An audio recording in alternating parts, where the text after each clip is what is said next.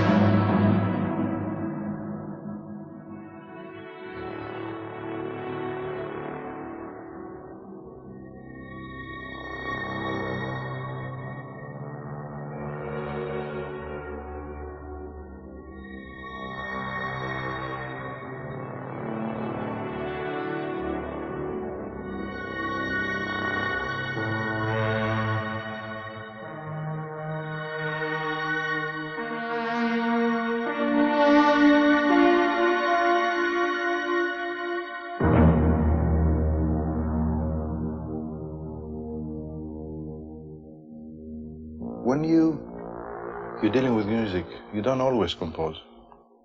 You can act as a bridge, and that's the most important. And this is the way that I'm interested, the way that I'm concerned, and I try always to achieve. You are a bridge between whatever happens, whatever between the forces of the system. This cosmic law, which is the one law, anyway. And then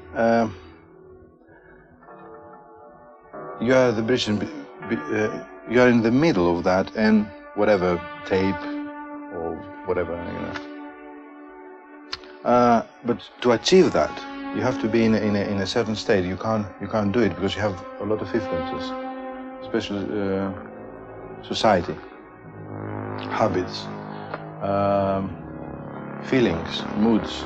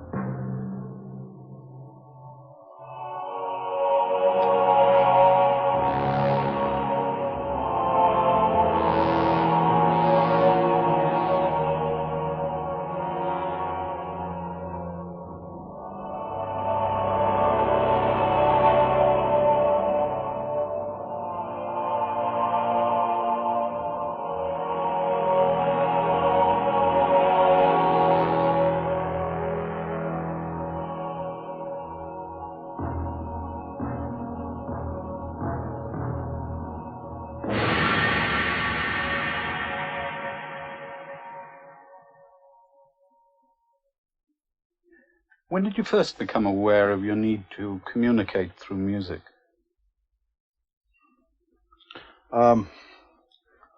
Since I remember myself, because it's the first time that I understood sound. every object, everything was related by sound. Nature, everything. Even people. When I see somebody, I can see the sound of this person, or the melody, because melody is after the sound. And I mean, even now it's impossible to see an object when I go and walk in the shop or whatever. I always have to touch and hit it. Then I know immediately the character of that object. I know something that I can't explain. I can't put it in words. But I know more than my eyes can tell. You began actually playing a musical instrument, I believe, when you were about 4 years of age. Is that right? Yeah. As a conventional instrument, I started playing the piano because it happened to have a piano at home, and I always remember playing the piano. But of course, I used to touch everything and whatever I could find, special glasses or pans and things like that. At the time, it was not conventional to treat the piano the way that I used to treat. Always with respect, of course. I never smash anything. I think I used to smash glasses because I used to put water and tune them and produce different sounds. But the piano, I used to put chains and nails and whatever I could find to produce different sounds. Because for me, sound was the primary thing. I was not content just to play a simple melody. How to go beyond that.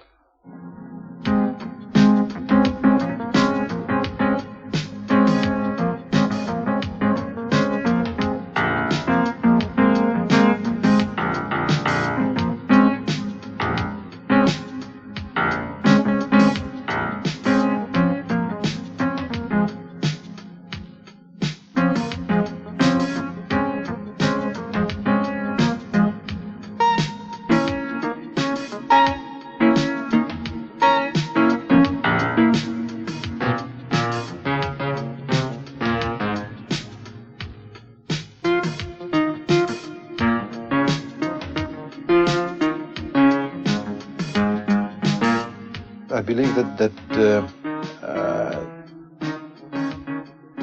is a chain of events, and music is older than mankind, and whatever I do now, it's not now, it's now plus the past.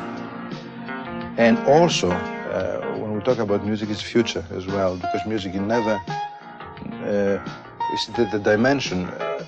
Music is a multi-dimensional situation. It's not at all. It's not. It contains all the dimensions we don't know, especially things that we don't know. This is what about music. Music contains whatever we don't know about.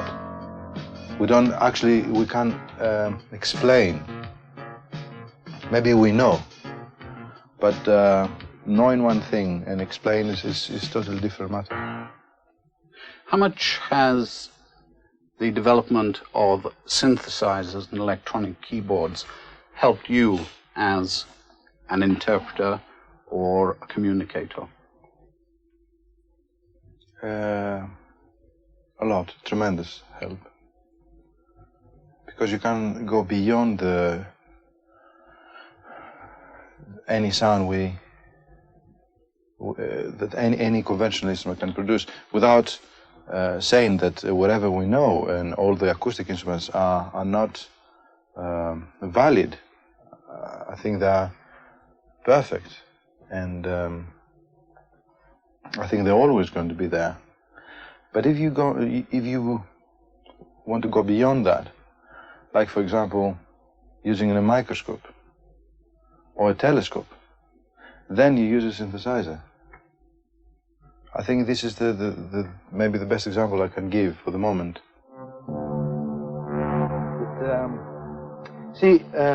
what I can show you is that you can have a very simple sound like okay. That's a simple thing. And at the same time, you can, this sound, you can bring feeling. Change again.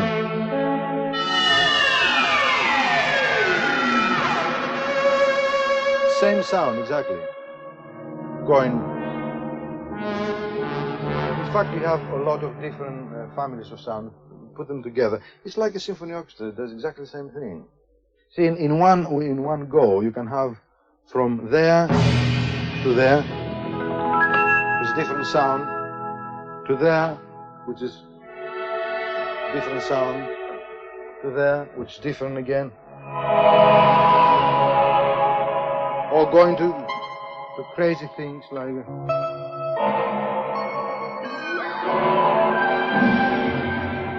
I mean, in 2 minutes we can go through the whole history of music progression by just changing a few knobs. Also, what is very important is to be, as I said before, in a certain state of mind or whatever, to be able to act as a bridge and cut all the things that can disturb the purity of music. All the questions of fear or value, social values or ego, success or whatever, you know.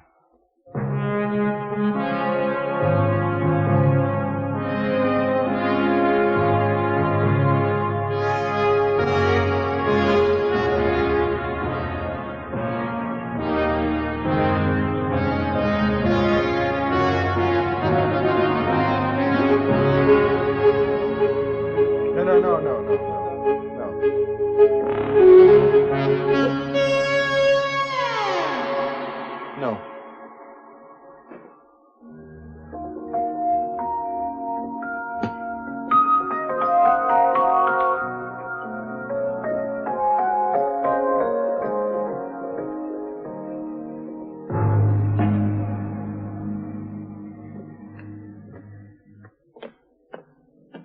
I lost my harp.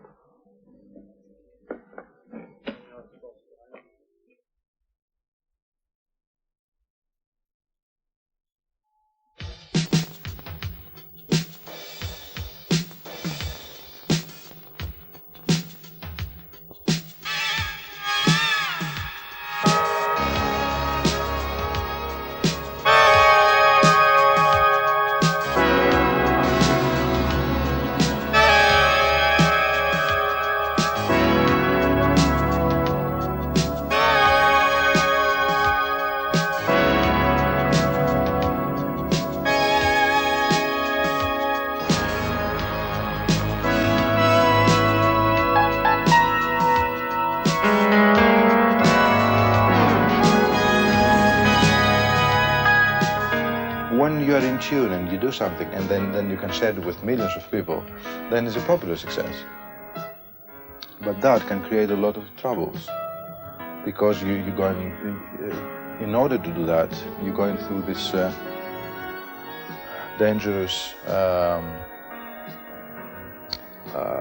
area of industry, business and all that.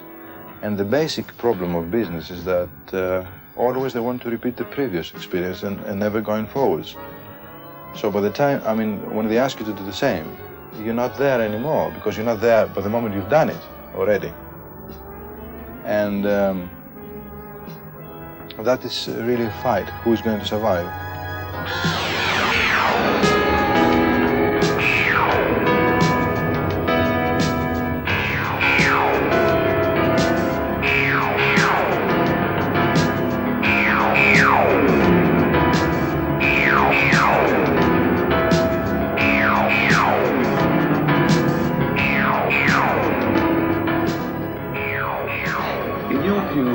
Is music a form of escape Or is it an inspiration or provocation for thought and action?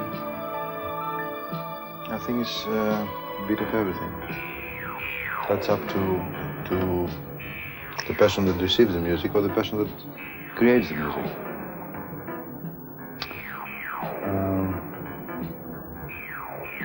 And as I said before, the music is before mankind, so contains whatever happens. Of course, there's one other thing, maybe the only thing which is, let's say, new to this cosmic law is man's brain. And this incredible need to change nature all the time and never to be content or in tune with nature, more and more and more and more.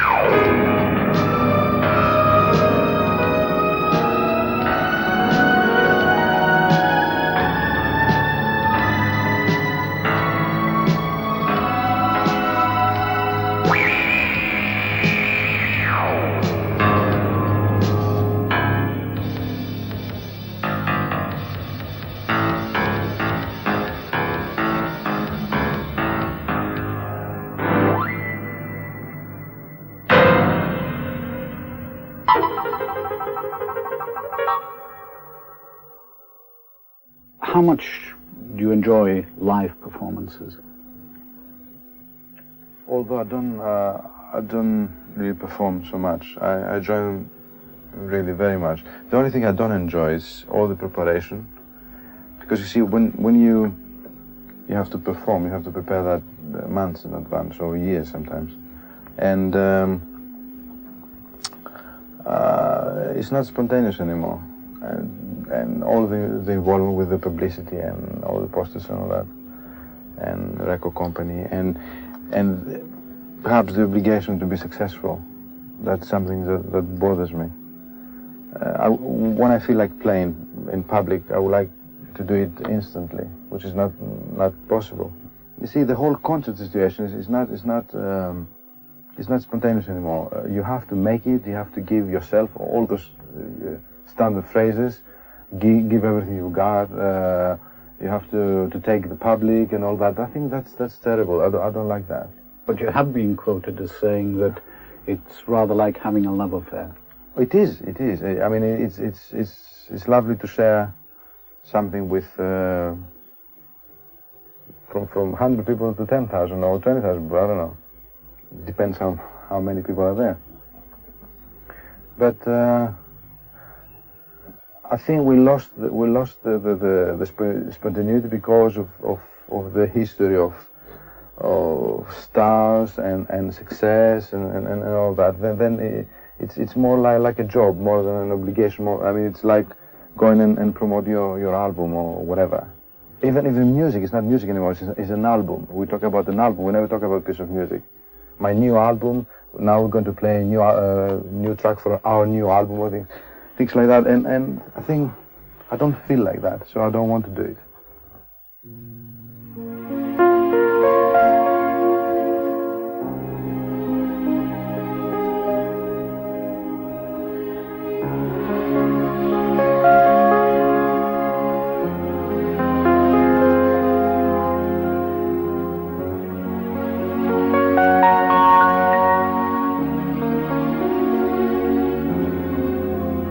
It strikes me that you're happiest when you're alone with keyboards and just playing for yourself.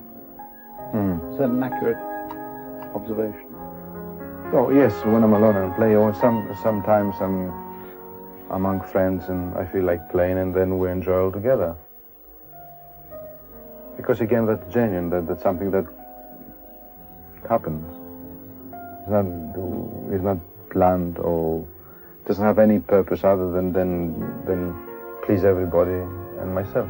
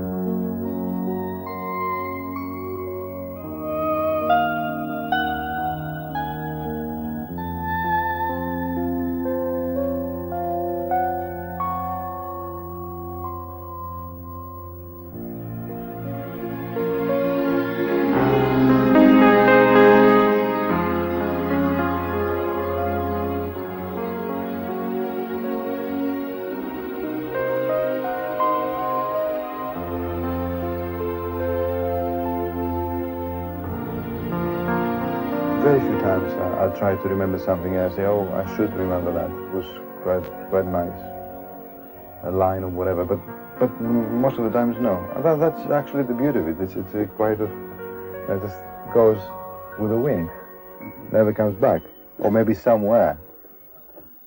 Maybe it's not lost. Who knows?